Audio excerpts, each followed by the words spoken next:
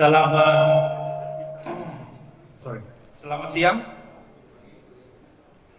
Semoga suara saya cukup feedback, right?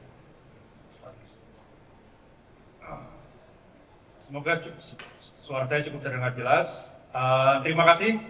Nama saya biasa dipanggil Elek. Saya sekarang menjabat sebagai Information Security Division Head di Bank Sedakmas. With me is Mr. Rishi, the amazing global information security expert from Concentrix. During our Fireside chat, kalau ada yang ingin bertanya, tanya saja, boleh dalam bahasa Inggris, boleh dalam bahasa Indonesia, it's fine. Jadi, with that said, let us start. Okay. Hi Rishi, thanks a lot for being here. So, how do you find the traffic? Thanks for having me here. It's all good. I mean, traffic is as usual as I would find in Delhi. A little timings of the day matter, right? Cool. Okay, let's get started. So, in your 20 years of global experience, I'm sure you've seen a lot of rise and fall of cybersecurity trends happening, not just not just in Asia, but also in the wider region, so to speak. I want to talk to you more about that. What can you say in the last 2-3 years in terms of how do you see the changing cybersecurity threat landscape globally, or to be more specifically in Southeast Asia? Yeah, thank you. I think in the last 20 years, what we find is, in fact, last 6 years, if I talk about, things are becoming easier for attackers and things are becoming difficult for defenders. Right? So, when I say things are becoming easier, you don't need to be really a hacker to hack into something. You can take that as a service. So there are operators like ransomware as a service. You can pay and attack a company. Then you have supply chain attacks, which means that as an organization you might be secure. But what about your suppliers who are connected with you? They might get breached. Audit and regulatory compliance pressures have increased. So people are just too focused on keeping the auditors happy rather than focusing on security. And then AI-based attacks, right? So it is very easy. So I don't know, people talk about chat GPTs and other things, but there are LLMs like worm GPTs, where you can just say, I want to launch a phishing attack to the organization, give me an ammunition. So things are becoming tougher and tougher on the defender side, but much easier on the attacker side. Okay, cool. So let me touch on that AI, because I think we've heard AI being today's or recent buzzwords in cybersecurity. Yes, I mean, as someone who's working in the bank for almost 20 years now, or for more than 20 years, recently I have encountered a lot of AI-based attacks. But what can you say or advise to the audience? What can we use AI for in terms of to have a better capability of defending against AI-based attacks?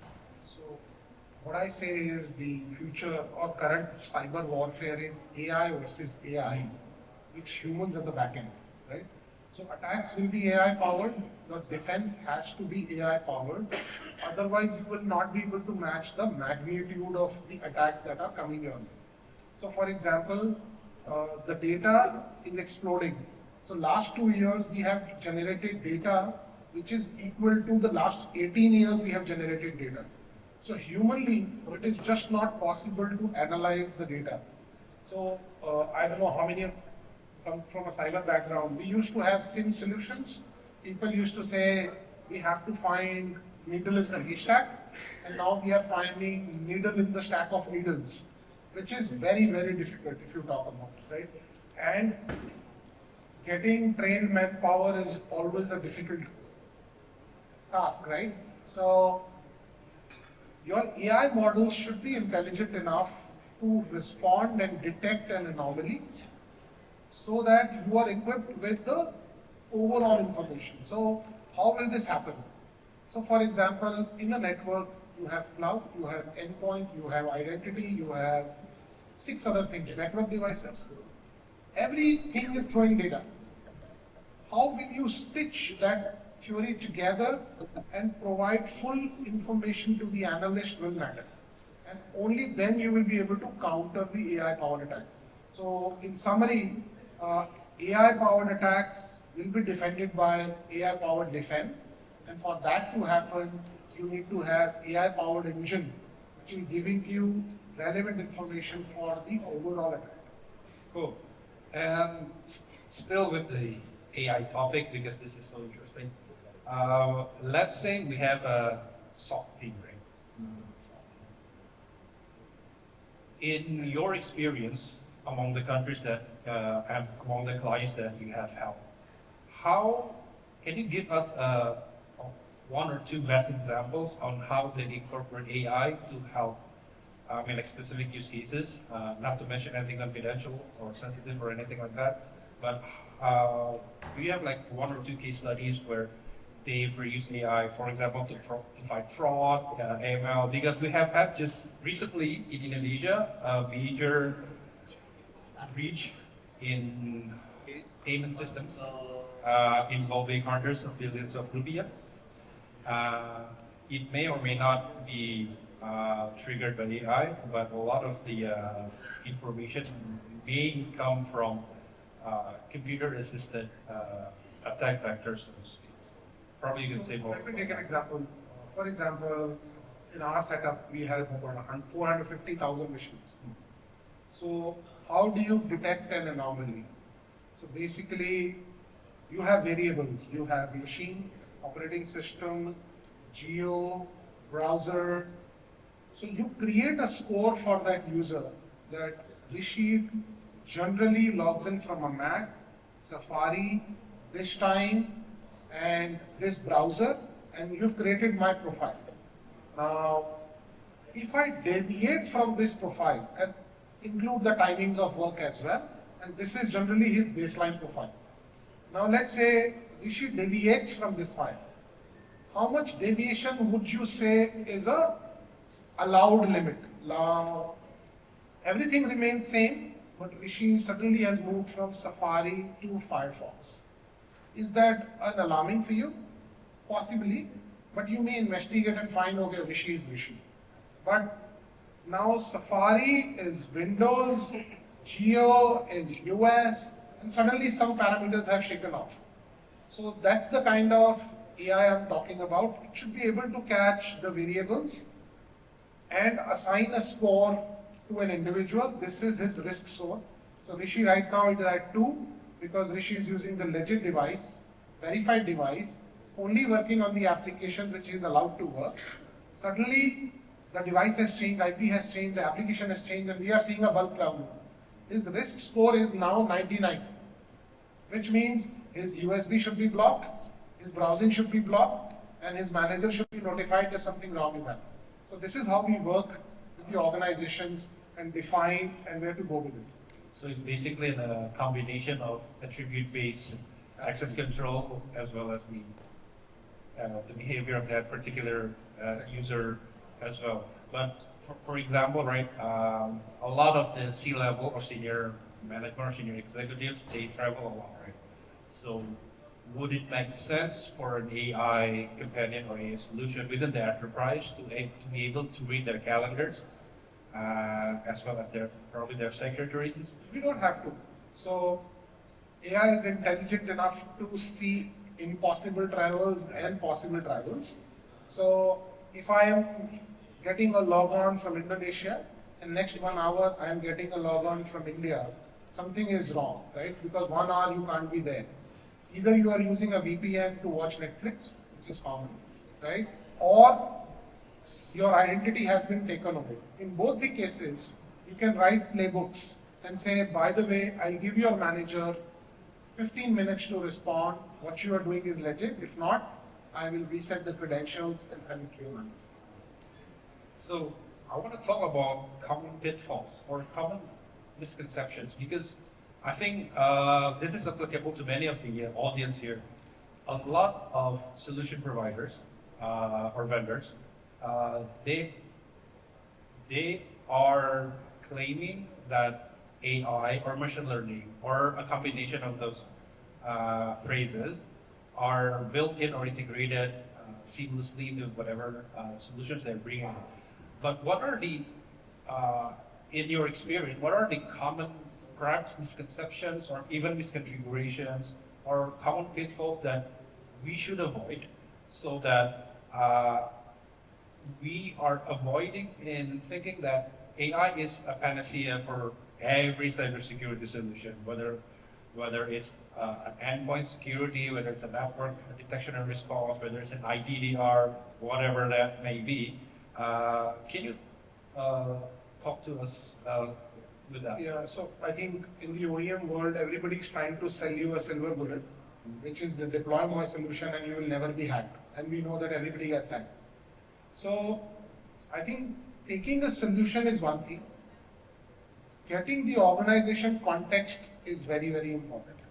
So when we brainstorm for basically a pattern, we forget about the solution. You write your problem in English or whatever, Bahasha. What is your problem today? And then see how can you fine tune your tool to get you that information. Because if you start with the limit of the tool, you will never be able to write the problem. Because you will say, by the way, my tool will not be able to do this. By the way, my tool will not be able to do this. What is your exact problems? Write your top 5 problems. And it can be anything. Your service accounts log on interactively, your people browsing sites which they're not supposed to browse. How do you get alert if somebody gets uploaded information on ChatGPT? Write all your problems in vanilla language that you want to achieve, and then fine tune your tool to achieve those objectives. Okay, cool. Now, in terms of incorporating cybersecurity into enterprises, in my experience, I've seen like more and more companies, even like old companies, like they have made some shift that cybersecurity is no longer a siloed back-end role, so to speak, right? It's like almost front and center in terms of the entire enterprise governance revolves around cybersecurity. But at the same token, however, it seems like the responsibility of a CISO has gone multiple folds in terms of they're heavier, they're more time taxing, they are more, they demand much more effort, and the risk is a lot higher. And explaining all that to customers, to senior management, is even more challenging because the nature of the attack is evolving such rapidly, and it's such a hard thing to do to digest that to a layman perspective.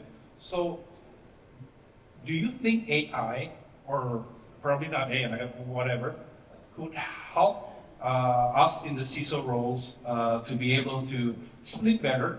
Not in terms of the technology, we do have that technology process and all that, our team, but in terms of communicating cybersecurity threats and especially driving the change of culture that we really, really need in this country, actually. Yeah, so I think I'll divide the problem into groups. The role of CISO has evolved. They were primarily doing risk management earlier, and now they are business enablers. Banks have gone from legacy banking to digital, which means security has a key role to play.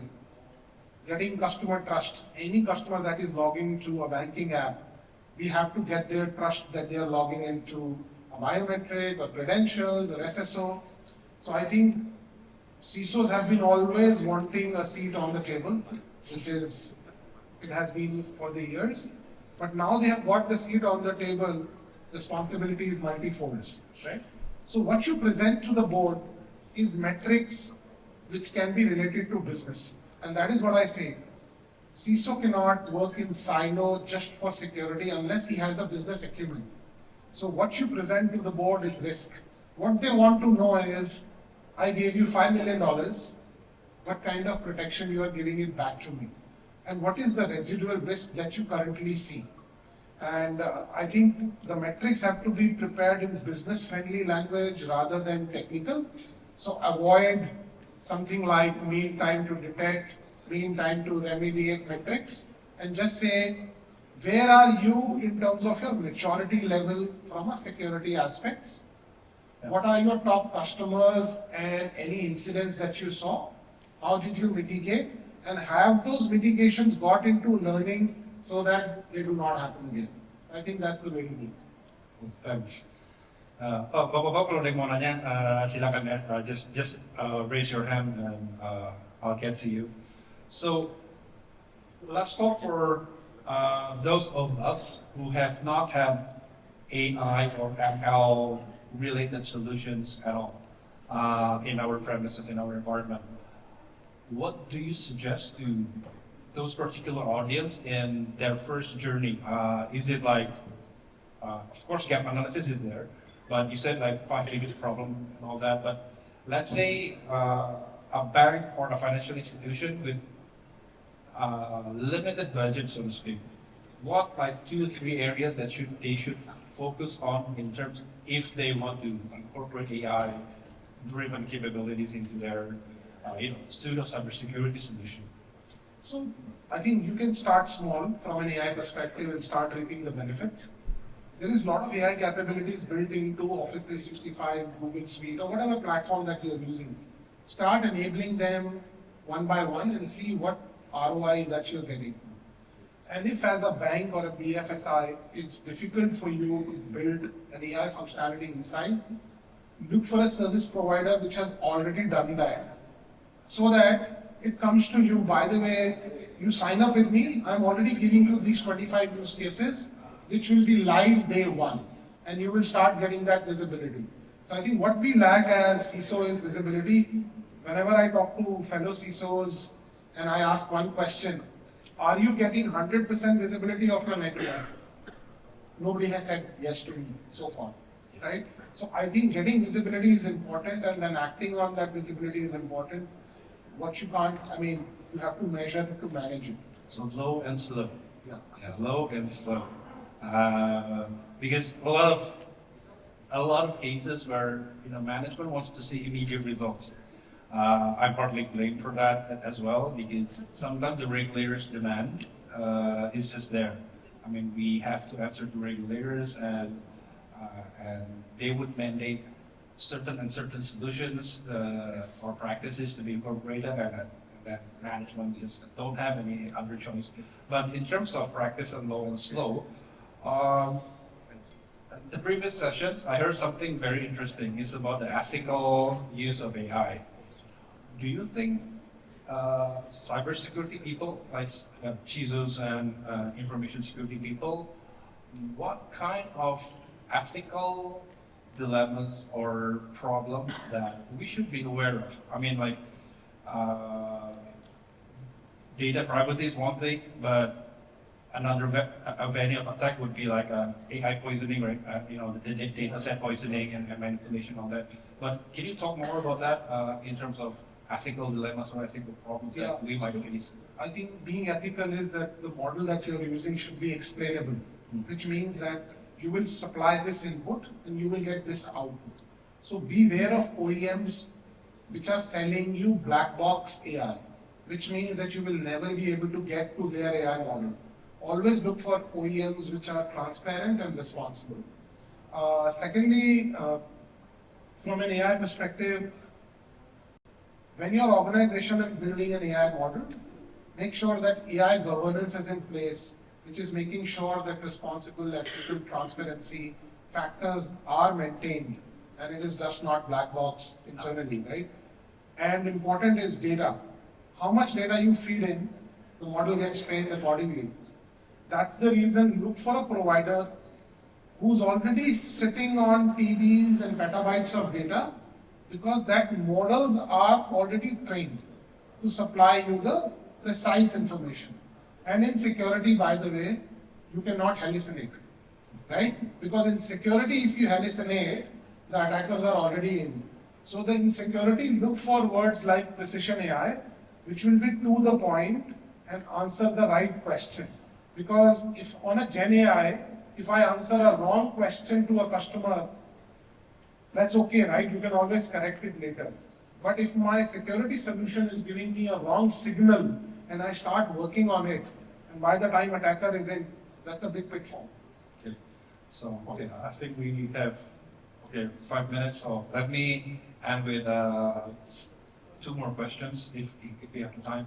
Have you ever encountered a client where they have embarked on an AI journey but failed to do so? They had to either roll back or massively redone the entire thing. Yeah, I can take my example, our company example. We were doing, and it's not failed, but I would say go back to the drawing board and work on it again, right? So we were trying to roll out a solution during COVID times where people working at home can be monitored for security, right? So we wanted to avoid that people click photographs and send it to somebody else, or somebody else comes in and stands behind. So we were trying to work out on that solution. We put in AI algorithms to capture somebody standing behind or somebody taking a picture. But when we started rolling out in different geos, we got to know of various regulations. So for example, when we went to LATAM, there was a regulation that the background has to be blurred, so that even by chance you cannot capture the family member behind, because that's a privacy regulation. We had to go back to the drawing board, because if you are making that background blur, how will you capture shoulder circle, right? So we had to rewrite that. So I think when you roll out an AI, responsible, ethical transparency comes in the picture. Are you making sure, and when we work on an enterprise-grade product, you have to be GDPR, you have to be ISO, you have to be HIPAA, you have to be high trust. So it is good to get those insights upfront, because rework can be very, very expensive. But that's one example I want to share. Okay, I think last question before I take it to the audience. Okay, simple steps or like immediate steps that people can take if they already starting their AI journey but not quite there yet, or they want to take the first step into AI journey. What recommendation could you give them? First is do an AI assessment, whether you are ready for AI. Because a lot of people just have gone ahead with security copilots, ChatGPTs, without even realizing that their data is overexposed. You know how Microsoft and other people manage permissions. You have provided over permissions, and let's say now an identity gets compromised. It was very hard to reach to a folder to get you financial forecast for the company. Now you have hacked into an identity, and in Copilot you are just writing, can you give me financial forecast for 2025? Seconds, because your data was not secure. A lot of people talked about data is a new currency, data is oil, data is gold. I agree to all of them, but consider data as uranium. So as less as possible and as protected as possible. Because how many times have you looked at your laptop, how many years of data that you are carrying? 3 years, 4 years? We think in the last company that we created some data that belongs to us. We carried on with it. Now it's 10 years. Imagine now you lose your laptop and it's not encrypted. If you have managed your data hygiene well, the data exposure was 6 months, but unfortunately it's 6 years because you've been accumulating that data, right? So get your assessment done before rolling out AI. AI can be a disaster as well as a boom, right? So we have to be very, very careful and take baby steps and see, are you getting the return on investment? In cybersecurity, mostly we have relied on rule-based algorithms. By the way, if this person logs in from this device, trigger an alert. But can you write rules for everything in the world? No. That's where AI comes in the picture. So eventually, sooner or later, we have to take that path, and how soon we take depends on us.